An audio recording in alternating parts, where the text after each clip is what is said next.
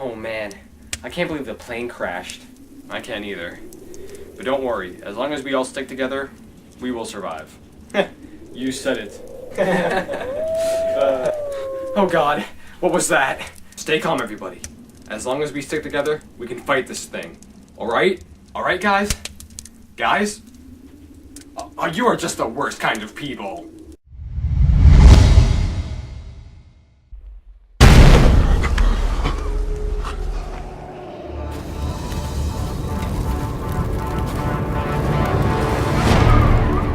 We need a fire. Then we find food. If we don't move and work now, we'll all freeze to death. Somebody will find us. They gotta know that plane went off the radar. Nobody's gonna find us. Not here. We figure out what way is south and we start walking.